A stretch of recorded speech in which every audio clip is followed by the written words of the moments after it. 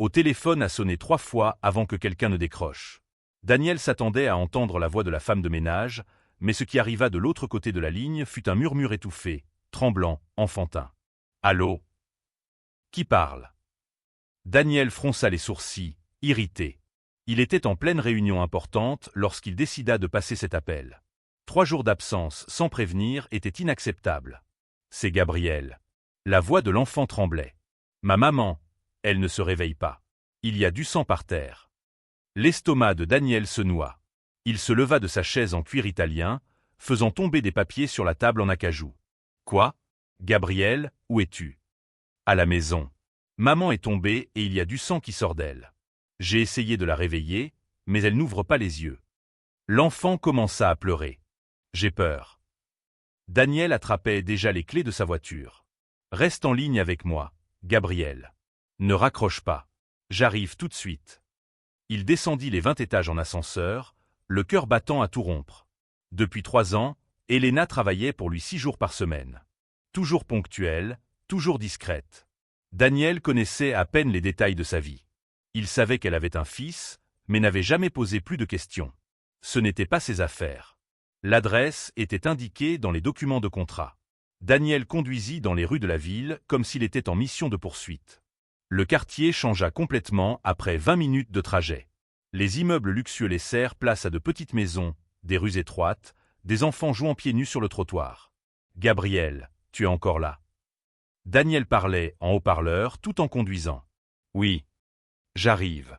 Tu peux ouvrir la porte quand je frapperai ? » « Oui. » La maison était plus petite que le salon de l'appartement de Daniel. Peinture écaillée, portail en fer rouillé, fenêtre avec des vitres fissurées. Il frappa à la porte et attendit seulement quelques secondes avant qu'un petit garçon aux cheveux noirs et aux yeux effrayés n'ouvre la fente. Gabriel n'avait pas plus de 6 ans. Il portait un t-shirt trop grand, plein de taches, et tenait un ours en peluche usé.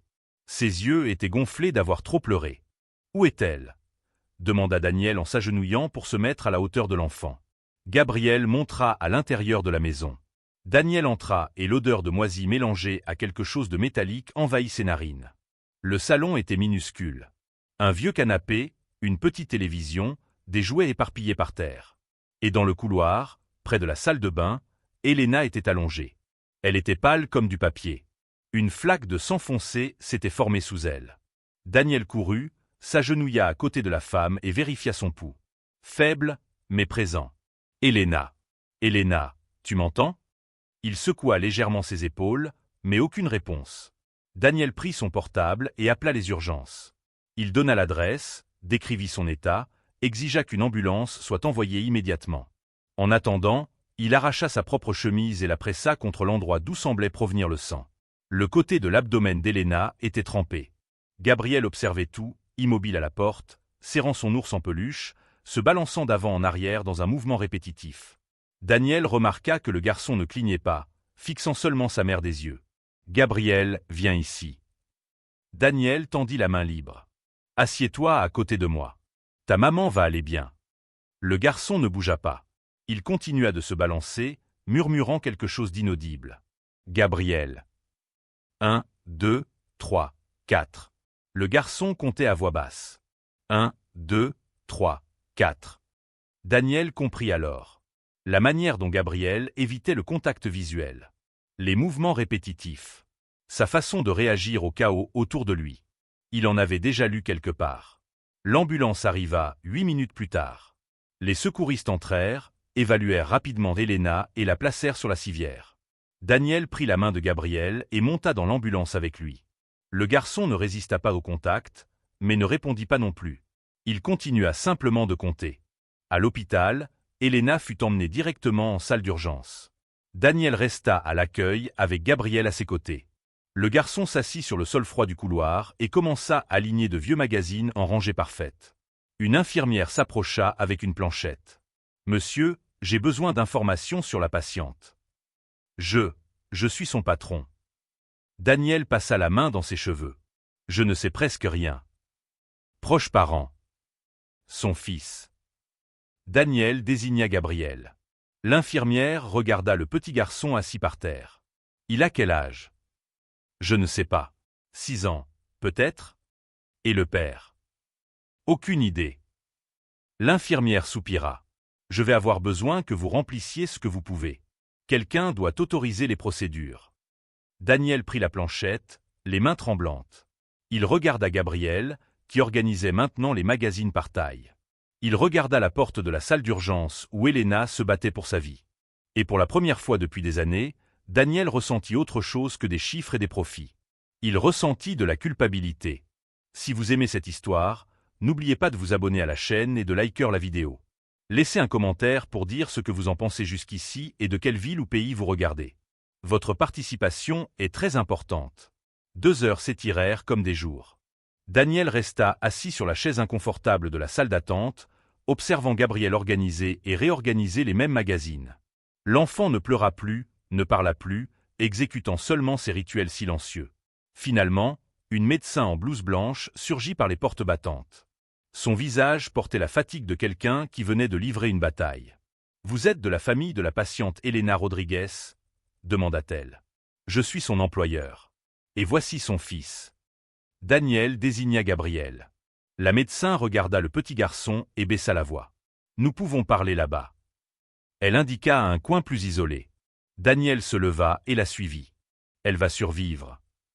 Nous avons stabilisé son état, mais la situation est grave. » La médecin croisa les bras. Elena souffre de tuberculose avancée. Ses poumons sont sévèrement atteints. De plus, nous avons identifié une anémie profonde et des signes évidents de malnutrition chronique. Daniel sentit le sol disparaître sous ses pieds. La tuberculose? Comment n'ai-je rien remarqué? La maladie peut être silencieuse au premier stade. Mais il y a un autre point préoccupant. La médecin hésita. Nous avons trouvé des marques de ponction récentes sur ses bras. Plusieurs. Nous avons parlé brièvement lorsqu'elle a repris conscience, et Elena admit qu'elle vendait son sang.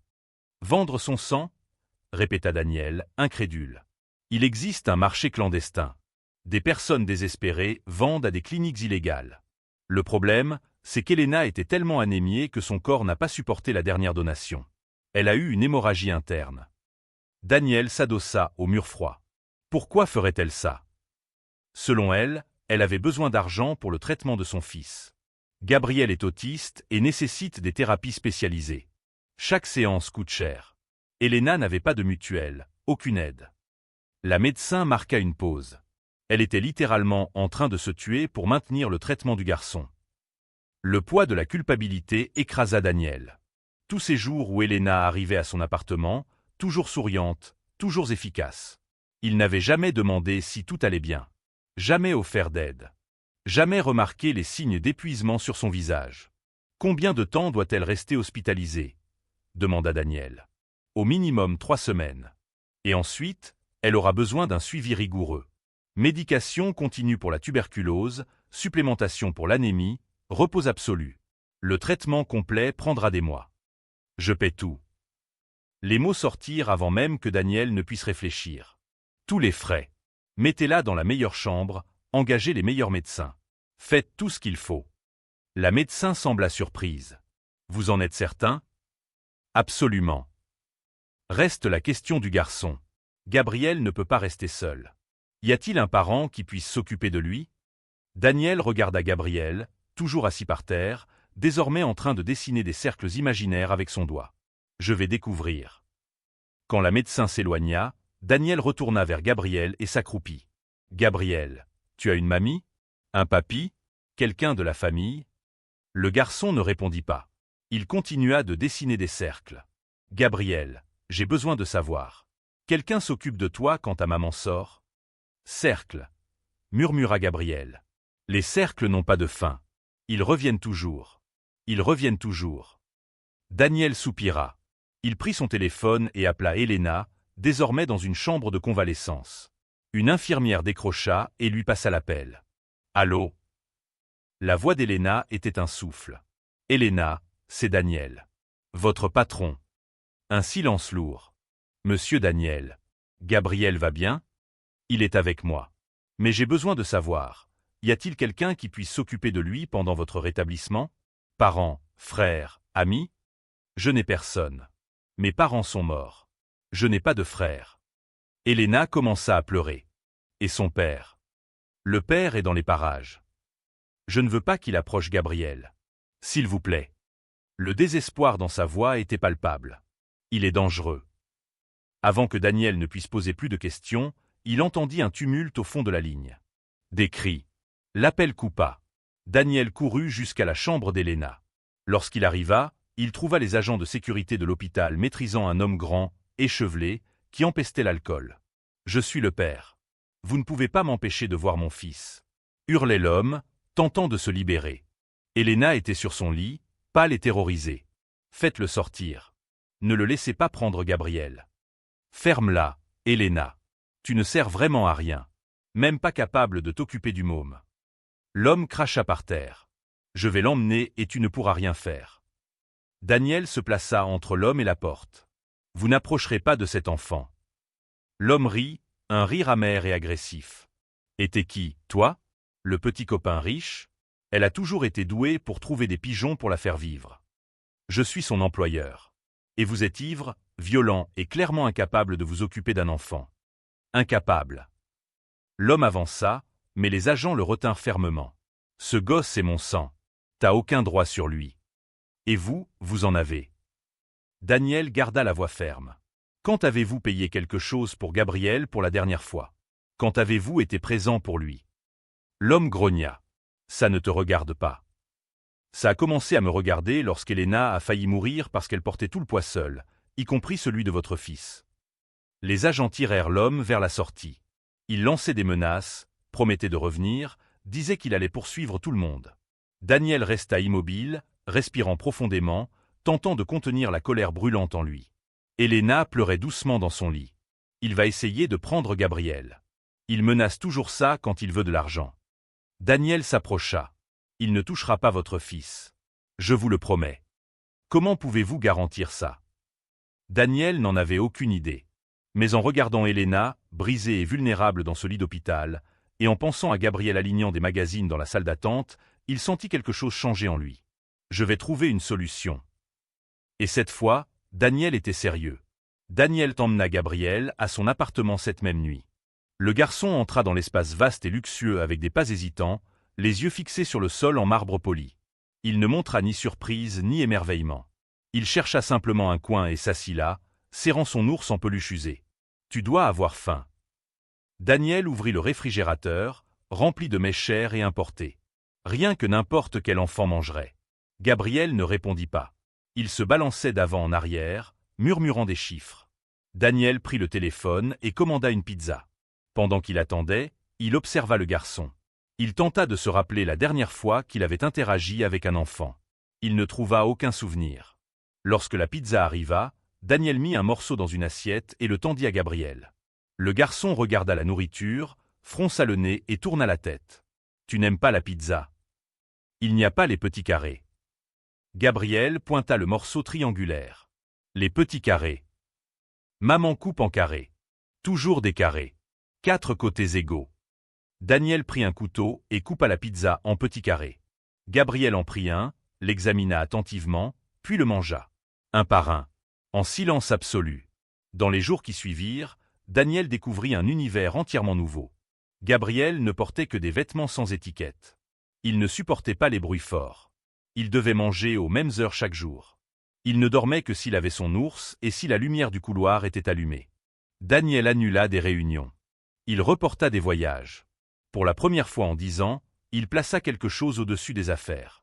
Il passait ses matinées à se renseigner sur l'autisme, lisant des articles, regardant des vidéos de spécialistes. L'après-midi, il emmenait Gabriel à des séances de thérapie qui coûtaient plus que le salaire mensuel de beaucoup de gens.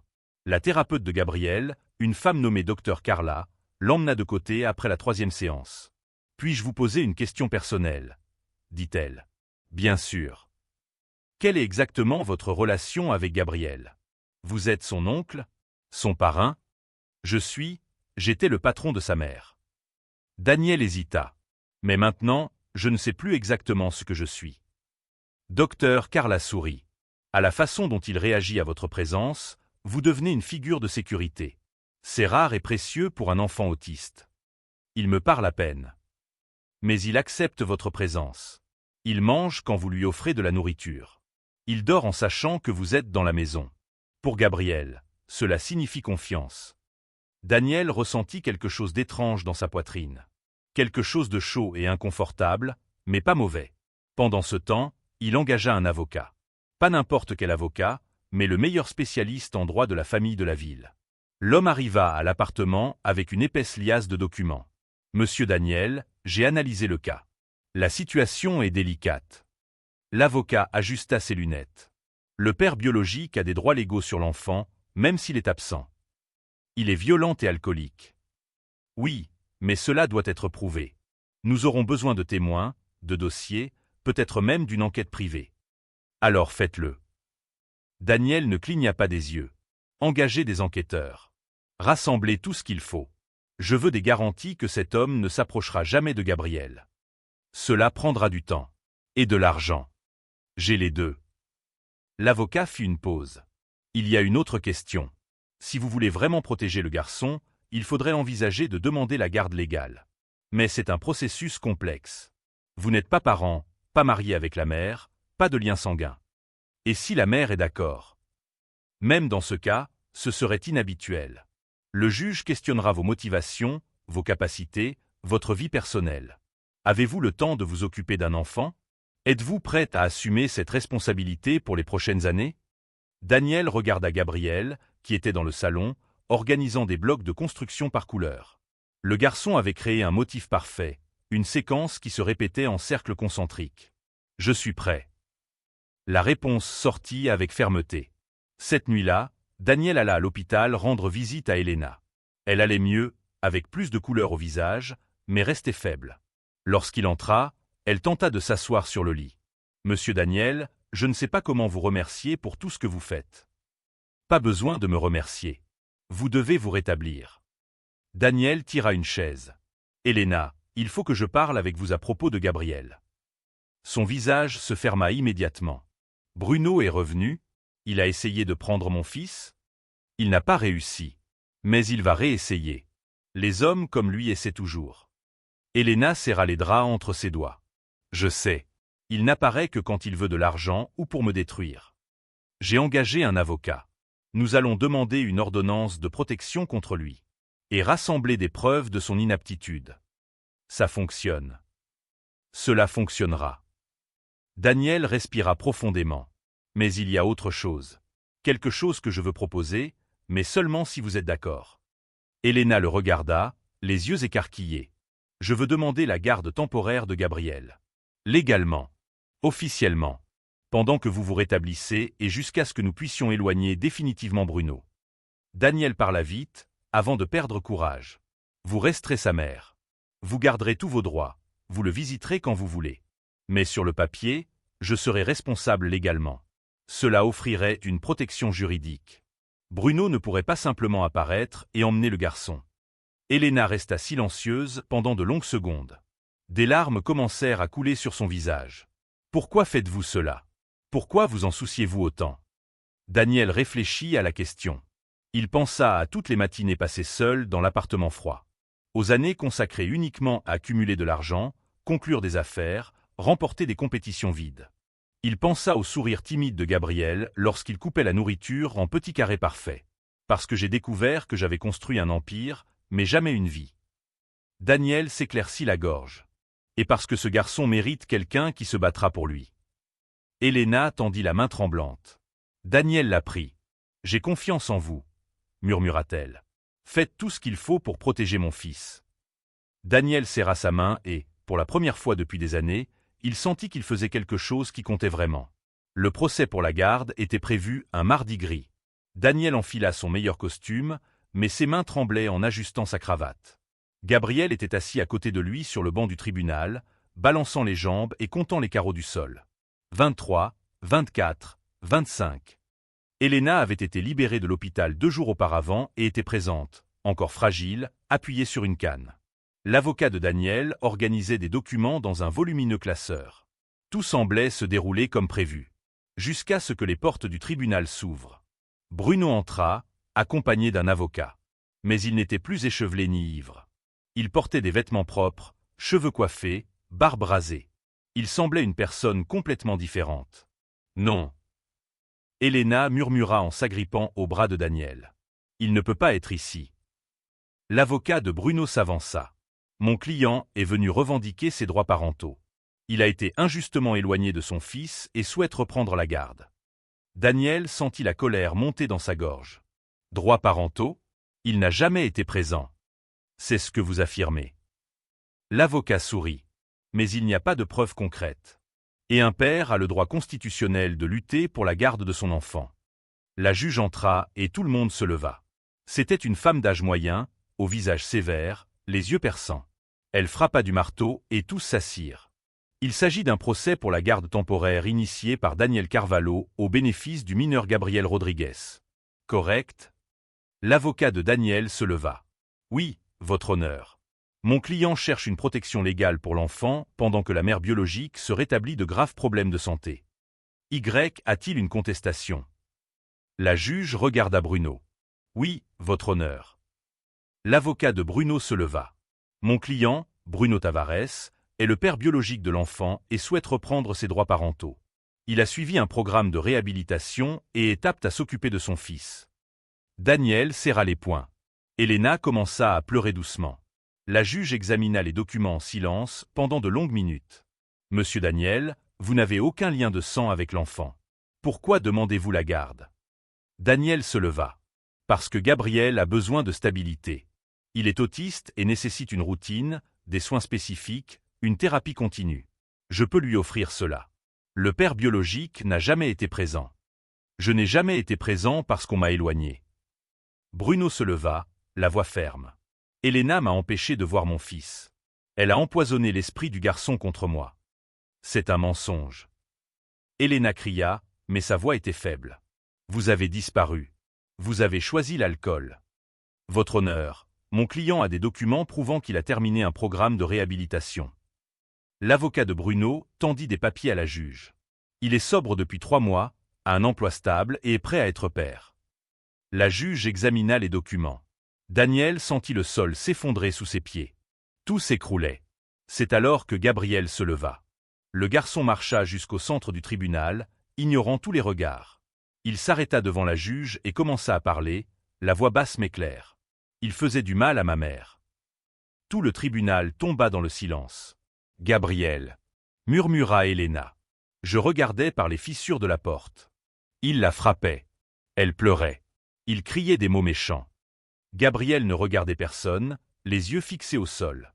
Il lui a cassé le bras une fois. Maman a dit qu'elle était tombée, mais j'ai vu. Il l'a poussée. Bruno pâlit. Ce n'est pas vrai. Le garçon invente. Je raconte tout. Je me souviens de tout. Gabriel continua. 27 fois, il est venu à la maison ivre. 13 fois, il a cassé des choses. 9 fois, il a fait mal à maman. Je notais dans mon cahier. Je note tout. Les chiffres ne mentent pas. La juge se pencha. Gabriel, tu as ce cahier. Le garçon hocha la tête. Elena sortit un petit cahier usé de son sac, les mains tremblantes. Des pages et des pages remplies de chiffres, de dates, de notes dans l'écriture enfantine de Gabriel. L'avocat de Daniel prit le cahier et le remit à la juge. Elle feuilleta, page après page. Son visage changea au fur et à mesure de sa lecture. 12 mars. Il est arrivé. Mauvaise odeur. A frappé maman. 3 fois au visage. La juge lut à voix haute. 20 mars. Il est revenu. A cassé 5 assiettes. Maman a saigné. J'ai compté 7 gouttes par terre. Bruno était livide. C'était il y a longtemps. J'ai changé. 3 mois. La juge referma le cahier. Vous êtes sobre depuis 3 mois. Mais vous avez passé des années à créer un environnement de terreur pour cet enfant et sa mère. Votre honneur, mon client mérite une chance. Silence. La juge interrompit l'avocat. Elle regarda Gabriel avec une expression douce. Gabriel, tu peux retourner à ta place. Le garçon retourna s'asseoir à côté de Daniel. Il prit sa main. Daniel serra, sentant ses yeux brûler. La juge frappa du marteau. J'accorde la garde temporaire à Daniel Carvalho. Bruno Tavares est interdit de s'approcher de l'enfant jusqu'à nouvel ordre. Une ordonnance de protection sera émise immédiatement. Bruno explosa. C'est injuste. Je suis le père. Vous êtes un agresseur. La juge le fixa. Et vous avez de la chance que je n'ordonne pas votre arrestation immédiate. Sortez avant que je ne change d'avis. Des agents de sécurité escortèrent Bruno dehors pendant qu'il lançait des menaces vaines. Daniel serra Gabriel dans ses bras, qui resta rigide mais ne s'éloigna pas. Elena pleurait, cette fois de soulagement. La justice avait enfin été rendue. 6 mois plus tard, l'appartement de Daniel n'était plus le même. Les murs blancs et minimalistes affichaient maintenant des dessins colorés fixés avec du ruban adhésif. Le salon impeccable avait des boîtes de jouets organisées par couleur et par taille, exactement comme Gabriel les aimait. Le réfrigérateur était rempli de nuggets coupés en petits carrés et de jus de pomme sans colorant. Daniel était dans la cuisine en train de préparer le petit déjeuner lorsque Gabriel apparut en traînant son ours en peluche. Le garçon avait grandi de quelques centimètres, son visage était plus coloré, ses yeux moins effrayés. « Bonjour », dit Gabriel, et Daniel sourit. C'étaient les premiers mots que le garçon prononçait chaque matin maintenant. Un rituel qu'ils avaient construit ensemble. « Bonjour, champion. Pancake ou œuf brouillé ?»« Pancake. » 4. En forme ronde. Daniel prépara les pancakes avec soin, veillant à ce qu'ils soient parfaitement circulaires. Il les posa dans l'assiette et Gabriel les mangea en silence, comptant chaque bouchée. Elena arriva peu après 8 heures. Elle avait l'autorisation de voir Gabriel quand elle le souhaitait, et elle ne manquait presque jamais un jour. Sa santé s'était nettement améliorée. Les médicaments contre la tuberculose fonctionnaient, elle avait repris du poids et l'éclat dans ses yeux était revenu. « Maman !» Gabriel se leva de sa chaise et serra Elena dans ses bras. Il n'aimait toujours pas beaucoup les câlins, mais avec elle, il faisait toujours une exception. « Mon amour, comment vas-tu » Elena embrassa le sommet de sa tête. « Bien. » Daniel a fait des pancakes ronds. 4. Comme j'aime. Elena regarda Daniel avec une gratitude silencieuse. « Vous vous occupez très bien de lui. »« Nous nous occupons, » corrigea Daniel. « Tu restes sa mère, Elena. » Elle sourit, mais les larmes aux yeux. « Je sais. Mais vous lui avez donné quelque chose que je n'aurais jamais pu offrir seul. Sécurité. Stabilité. Un avenir. » Après le petit déjeuner, Daniel emmena Gabriel à sa séance de thérapie hebdomadaire. Docteur Carla les accueillit avec son sourire chaleureux habituel. « Comment s'est passée la semaine ?» demanda-t-elle. « Il a parlé à 3 enfants différents au parc, » rapporta Daniel, fier. Ce n'étaient pas de longues conversations, mais elles étaient spontanées. « C'est un énorme progrès, Gabriel. » Docteur Carla se pencha à la hauteur du garçon. « Tu deviens de plus en plus courageux. » Gabriel ne répondit pas, mais Daniel remarqua le petit sourire au coin de sa bouche. Pendant la séance, Daniel attendit à la réception. Il prit son téléphone et ouvrit ses messages. Il y avait un message de son avocat confirmant que l'adoption définitive serait finalisée le mois suivant. Un autre d'Elena le remerciant encore pour tout. Et un de son associé se plaignant qu'il refusait des réunions importantes. Daniel bloqua son téléphone. Les réunions pouvaient attendre. Certaines choses étaient plus importantes que l'argent. Lorsque Gabriel sortit de la thérapie, ils allèrent au parc. C'était quelque chose qu'ils faisaient tous les mardis. Gabriel s'asseyait sur le même banc, comptait les oiseaux, organisait des cailloux en rangée. Daniel restait simplement à côté, présent. Aujourd'hui, quelque chose de différent se produisit. Une fille d'environ 7 ans s'approcha. « Salut, tu veux jouer ?» Gabriel se tendit. Daniel s'apprêtait à intervenir quand le garçon répondit. « Je ne sais pas jouer à chat perché. »« Ce n'est pas grave. On peut jouer à autre chose. Tu aimes dessiner ?» Gabriel réfléchit un instant. « J'aime dessiner des cercles. »« Super. Je vais dessiner des carrés et toi tu dessines des cercles. » Les deux s'assirent sur l'herbe et commencèrent à dessiner avec des bâtons. Daniel sentit sa poitrine se serrer d'émotion. 6 mois plus tôt, Gabriel avait à peine la capacité d'être près d'autres personnes. Maintenant, il interagissait, jouait, vivait. Le soir, après le dîner et le bain, Daniel coucha Gabriel. Le garçon serra son ours et le regarda. « Daniel. »« Oui. »« Tu vas rester ici pour toujours. » La question surprit Daniel. « Oui. Toujours. Je te le promets. Parce que maman a dit que tu es mon père maintenant. Sur le papier. C'est vrai ?» Daniel s'assit au bord du lit. « C'est vrai. Quand le juge signera les documents, ce sera officiel. Mais même avant le papier, je le suis déjà. Dans le cœur. » Gabriel resta silencieux, réfléchissant. Puis dit quelque chose que Daniel n'oublierait jamais. « J'aime que tu sois mon père. Tu coupes ma nourriture comme il faut. » Daniel rit et essuya une larme qui voulait tomber. « Moi aussi, j'aime être ton père, Gabriel. Des mois plus tôt, Daniel possédait tout ce que l'argent pouvait acheter. Voitures importées, vêtements de marque, appartements en pentouse, compte bancaire avec plus de zéro qu'il ne pouvait compter. Mais sa vie était vide. Froide. Sans but. Maintenant, il se réveillait chaque jour avec une raison. Il coupait la nourriture en petits carrés. Apprenait sur l'autisme. Célébrait les petites victoires comme 3 mots échangés au parc. Sa maison était en désordre, son agenda rempli de thérapies plutôt que de réunions, et il n'avait jamais été aussi heureux. Daniel comprit la vérité que beaucoup mettent toute une vie à découvrir. La richesse ne se mesure pas en chiffres sur un compte bancaire. Elle se mesure au rire d'un enfant, aux câlins serrés, aux promesses tenues, aux vies transformées. Il avait construit un empire d'affaires, mais il ne trouva un sens à sa vie que lorsqu'il construisit une famille. Gabriel dormait en tenant son ours. Daniel éteignit la lumière, ne laissant allumer que celle du couloir, exactement comme le garçon l'aimait. Avant de partir, il murmura « Bonne nuit, mon fils ». Et pour la première fois de sa vie, le mot « fils » avait un véritable sens. Si vous êtes arrivé jusqu'à la fin de cette histoire, likez la vidéo, abonnez-vous à la chaîne et laissez un commentaire ci-dessous pour nous dire ce que vous en avez pensé. Dites-nous aussi de quelle ville ou de quel pays vous nous regardez. Des histoires comme celle-ci méritent d'être partagées pour rappeler que la véritable valeur de la vie ne se mesure pas aux biens que l'on accumule, mais aux personnes